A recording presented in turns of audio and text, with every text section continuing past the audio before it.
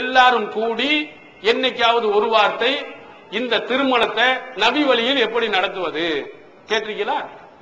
அல்லாஹ்வின் தூதர் அவர்கள் எப்படி நடத்திருக்கிறாங்க அதையாவது எந்த ஒரு ஹதீஸை எடுத்து படிச்சு பார்த்திருக்கீங்களா? 10 பேர்த்த கடையை பத்தி கேட்டீங்களா, நகையை பத்தி கேட்டீங்களா? 10 பேர்த்த கேட்ட நீங்கள் புகாரியில இருக்க திருமணம் என்ற பகுதி அதை எடுத்து படிச்சு பார்ப்போமா? அல்லாஹ்வின் தூதர் கல்யாணம் முடிக்கலையா, அவங்க மகளுக்கு முடிக்கலையா, நபி தோழர்கள் முடிக்கலையா, பிடிச்சு பார்த்துட்டு அல்லாஹ்வின் தூதர் சொன்ன மாதிரி நம்ம திருமணம் முடிப்போம் ஆசைப்படலையே. நம்ம எல்லாம் முஸ்லீம்னு சொல்லிக்கிறோம், அல்லாஹ்வின் தூதர் அவர்களை மதிக்கிறோம்னு சொல்லிக்கிறோம். எங்க மதிக்க? இந்த மீலாது விழா சோறாக்கி போறதை விட அதோட தூக்கி போட்டுறோம், அவ்வளவுதான். அல்லாஹ்வின் தூதர் அவர்கள் நம்ம மதித்து இருந்தால் அன்னிக்காக மின் சுன்னத்தின் ஓதுறாரு இந்த திருமணம் நபி வழி திருமணம் என்று சொல்றீங்களே, அது உண்மையாக இருந்திருக்குமானால் படித்து பார்த்திருக்கணுமே. அல்லாஹ்வின் தூதர் அவர்கள் காட்டிய அந்த வழிமுறையில் அல்லவா நம்முடைய திருமணம் நடந்திருக்க வேண்டும் என்று நீங்கள் விருப்பம் தெரிவித்திருக்க வேண்டுமே. யாருமே அதை பத்தி பேசப்படாத ஒரே ஒரு விஷயம் என்னவென்றால் திருமணத்துல இது ஒண்ணுதான். இதைத்தான் பேசி இருக்கணும். அல்லாஹ் சொல்ற ரில்வானும் மினல்லாஹி அக்பர், அல்லாஹ்வுடைய திருப்தி தான் மிகப்பெரியது. நீங்க யாருடைய திருப்தியை விரும்புனீங்க? ஊர்க்கார அப்படி சொல்லணும், இந்த மாதிரி திருமணம் எங்கேயும் நடத்திருக்க கூடாது, ஊர் பூரா மெச்சணும் ஆசைப்பட்டீங்க, டிவியில போட வேண்டும்னு ஆசைப்பட்டீங்க, உங்க சொந்த பந்தங்கள்லாம் புகழன்னு ஆசைப்பட்டீங்க. அல்லாஹ் சொல்லுவானா அற்புதமான திருமணம்? அல்லாஹ் சொல்லிடுவானா? அந்த தூதர் அவர்கள் அற்புதமான திருமணம் என்று பேசிடுவார்களா இந்த திருமணத்தை பார்த்து? இல்ல, பேச அது நமக்கு விருப்பமா தெரியல. முஸ்லிம்கள் சொல்லிக் கொள்வதும் பேசிக் கொள்வதும் சும்மா வெறும் பேச்சு. அல்லாஹ்வின் தூதர் அவர்களை மதிக்கக்கூடிய இது கிடையாது. அப்ப உண்மையிலேயே நாம் மதிப்பவர்களாக இருந்தால் நபிகள் பெருமானார் அவர்களுடைய சொல்லையும் செயலையும் நம்ம என்ன செஞ்சிருக்கணும்? கரெக்டாக பின்பற்றி நடக்கணும். தவறு நடக்கும் போது சுட்டி காட்டி இருக்கணும். நபிகள் பெருமானார் ஸல்லல்லாஹு அலைஹி வஸல்லமுடைய நடைமுறையை கொண்டு வந்து அங்க சேர்க்கணும்.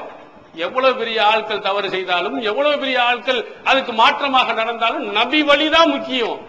நம்ம பின்பற்றுவதற்கு நபி வழிதான் சரியானது என்ற நிலையை நீங்கள் உருவாக்குங்கள். நிறைய சில இடங்கள்ல இந்த திருமண விஷயத்துல அழகா போட்டிருக்காங்க, போர்டே போட்டிருக்காங்க, வரதட்சணை திருமணம், நபி வழிக்கு மாற்றமான திருமணம், ஆடம்பரமான திருமணத்துக்கு எங்களை அழைக்காதீர்கள், நாங்க வரமாட்டோம்னு போர்டு போட்டு வச்சிருக்காங்க.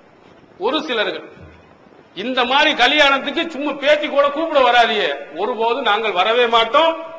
யாரா இருந்தாலும் எளிமையாக அல்லாஹ்வின் தூதர் சொன்னபடி நடந்த கண்டிப்பாக நாங்கள் வந்து அவர்களுக்காக வாழ்த்து தெரிவிப்போம்னு சொன்னாங்க. அந்த மாதிரி நபி வழியை மதிப்பவர்களாக நீங்கள் எல்லாத்திலையும், திருமணத்தில் மட்டுமல்ல எல்லா விஷயங்களிலேயும் நீங்கள் கொண்டு வரணும். ரசூல் ஸல்லல்லாஹு அலைஹி வஸல்லம் காலத்திலே வாழ்ந்தவர்கள் நபி வழிக்கு முரணாக நடக்கும் பொழுது எவ்வளவு கொதித்தெழுந்திருக்கிறார்கள் தெரியுமா? மிக்தாத் ரலியல்லாஹு அன்ஹு அவர்கள் இருக்கிறார். சஹீஹ் முஸ்லிமில் இந்த செய்தி இடம்பெற்றிருக்கிறது. அவர்கள் இருக்கக்கூடிய அவைகளில் உஸ்மான் ரலியல்லாஹு அன்ஹு அவர்கள் ஒரு ஆள் வரம்பு மீறி புகழ்றார். வரம்பு மீறி புகழ்ந்த உடனே கை இருக்கக்கூடிய மண்ணை எடுத்து வாயில தூக்கி போடுறாரு. உஸ்மான், என்ன இப்படி செய்றீங்க? ஒரு ஆளை போட்டு மண்ணலி வாயில போடுறீங்களே, அவர் என்ன தப்பு செஞ்சார்?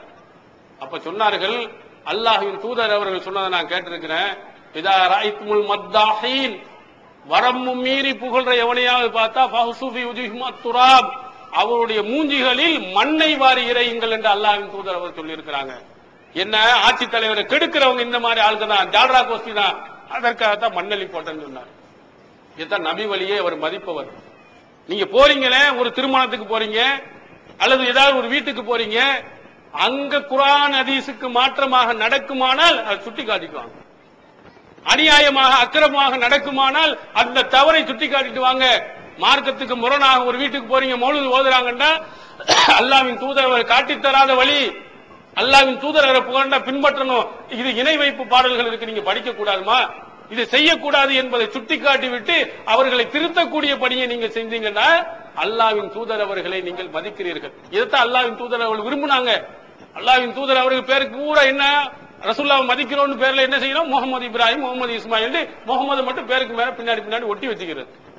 இதை ஒட்டி வச்சுட்டா நாங்க ரசூலுல்லாஹ் மதிக்கிறோம், இது மதிக்க ரசூலுல்லாஹ் விரும்பவே இல்லை. எத்தனை பேர்கள் அல்லாஹ்வுடைய தூதருடைய பெயரை வைத்திருந்தாங்க, அதே மாதிரி அல்லாஹ் அடிமை என்ற பெயரை வச்சிருந்தாங்க, கொள்கை சரியில்லைன்னா தூக்கி போட்டாங்க. அப்துல்லா என்ற அவருடைய தந்தை அல்லாஹ்வின் அடிமை என்றுதான் பேர் வச்சுட்டாரு, செயல்பாடுல சரியில்லைன்னா அவர் நரகவாதின்னு அல்லாஹ்வின் தூதர் அவர்கள் சொல்லி இருக்கிறாங்க. அதனால உங்கள்கிட்ட செயல்ல இருக்கணும். அபூபக்கர் உங்கள்கிட்ட சொல்லலாம், இருக்கிறதுலயே அல்லாஹ்வின் தூதர் அவர்களுக்கு ரொம்பவும் விருப்பமானவர் ஃபர்ஸ்ட் இடத்தை நீங்க கொடுக்கணும் அபூபக்கர் தான். எல்லாரும் சொன்னாங்க, உமர் ரலியல்லாஹு அன்ஹு அவர்களே சொன்னாங்க, அபூபக்கர் சய்யிதுனா வ கைருனா வ அஹப்புனா இலா ரசூலுல்லாஹி ஸல்லல்லாஹு அலைஹி வஸல்லம். திருமதி என்ற நூலில் இடம்பெறுகிறது, அபூபக்கர் எங்களுடைய தலைவர், எங்களிலேயே சிறந்தவர், அல்லாஹ்வின் தூதர் அவர்களுக்கு ரொம்பவும் விருப்பத்திற்குரியவர் தான். எப்படி விருப்பத்திற்கு? சோறு திங்க போட்டு அதுக்கான விருப்பமா? கூடுதல் காலமா நண்பராக இருந்ததின் காரணத்தை அல்லாஹ்வின் தூதர் அவர்கள் மதித்தார்களா? இல்ல, இஸ்லாத்தை சரியாக புரிந்து நடைமுறைப்படுத்தினால அல்லாஹ்வின் தூதரின் அன்பை அங்க பெற்றார். இதற்கு ஒரு சம்பவத்தை, உமர் அவர்களுக்கும் அபூபக்கர் அவர்களுக்கு நடந்த ஒரு சம்பவத்தை சஹீஹ் புகாரில் இடம்பெறுவதை நான் உங்களுக்கு சுட்டி காட்டுகிறேன். ரசூல் ஸல்லல்லாஹு அலைஹி வஸல்லம் ஏன் இந்த அபூபக்கர் மீது நான் அன்பு கொண்டிருக்கிறேன், அவர்கள் மீது பாசம் வைப்பதற்கு என்ன காரணம் என்பதை அழகா விளக்குகிறார்கள். அபூபக்கரும் உமர் அவர்களுக்கும் சண்டை வந்த போது அபூபக்கர் அவர்கள் தப்பு செஞ்சாங்க, உமர் ரலியல்லாஹு அன்ஹு அவர்கள் சரியாக நடந்திருந்தாங்க. அதனால அபூபக்கர் போய் உமர்ட்ட மன்னிப்பு கேட்டாங்க. ஆனா உமர் கோபத்துல மன்னிக்க மாட்டேன்னு சொல்லிட்டார். வீட்டுக்கு போன நேரத்துல மூஞ்சியில் அடித்தார் கொண்டு கதவையும் மூடிட்டாங்க. அபூபக்கர் உள்ள விடல. அவர் ரொம்ப வருத்தப்பட்ட அபூபக்கர் அவர்கள் ரசூலுல்லாஹ்ட்ட வந்துட்டாங்க, நடந்ததை சொன்னாங்க. அல்லாஹ்வின் தூதர் அவர்களே, நான் தப்பு செஞ்சிட்டேன், ஆனா மன்னிப்பு கேட்ட உமர் மன்னிக்க மாட்டேன்ட்டாரு, ரொம்ப கோபமா நடந்துகிட்டாருன்னு சொன்னாங்க. உமர் ரலியல்லாஹு அன்ஹு அவர்கள் அந்த கோபம் கொஞ்சம் கொஞ்சம் தனிய சரியா தப்பு செஞ்ச மன்னிப்பு கேட்டா மன்னிக்கணுமே, நம்ம தப்பு செய்ய நம்ம அவரை மன்னிக்காம விட்டுட்டோமே அப்படின்னு அபூபக்கர் வீட்டுக்கு போக, அபூபக்கர் இல்ல, உடனே ரசூல் ஸல்லல்லாஹு அலைஹி வஸல்லம் அவங்ககிட்ட வந்தாங்க. அப்ப ரசூல் ஸல்லல்லாஹு அலைஹி வஸல்லம் அவர்களிடத்தில் அங்கே வந்தபோது ரசூலுல்லாஹ் பார்த்த உடனே அபூபக்கர் உமர் ரலியல்லாஹு அன்ஹு அவர்கள் ரசூலுல்லாஹ் பாக்குறாங்க, அப்படியே கடுமையான கோபம் முகத்துல காட்டுறாங்க. ரசூலுல்லாஹ்வுடைய முகம் கடும் கோபம் அடைகிறது. யாரை பார்த்து? உமரை பார்த்து.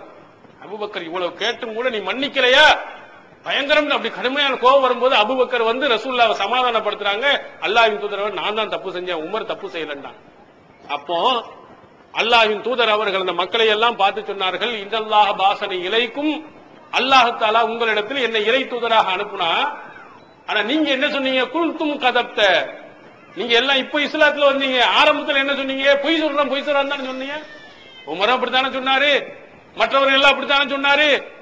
ஆனால் அபூபக்கர் சதக்க, இந்த கொள்கையை உண்மையாக புரிந்து அபூபக்கர் உண்மையை சொன்னதாக சொன்னார், சரியான கருத்தை சொன்னதாக சொன்னார். வாசானி பிமாலிஹி வ நஃப்ஸிஹி, தன் உயிரை கொடுப்பதிலேயும் பொருளாதாரத்தை கொடுப்பதிலேயும் நிறைய உபகாரங்களை இஸ்லாத்துக்காக செய்தவர் இந்த அபூபக்கர். ஃபஹல் தாரிகூலி சாஹிபி, என்னுடைய தோழரை அவர் தப்பு செஞ்சுட்டா நீங்க விட்டுற மாட்டீங்களா அப்படின்னு அல்லாஹ்வின் தூதர் அவர்கள் கேட்கிறார். எதை வைத்து சொன்னாங்க? எனக்கு ரொம்ப நண்பர், நெருக்கமானவர், அப்படி சொல்லல.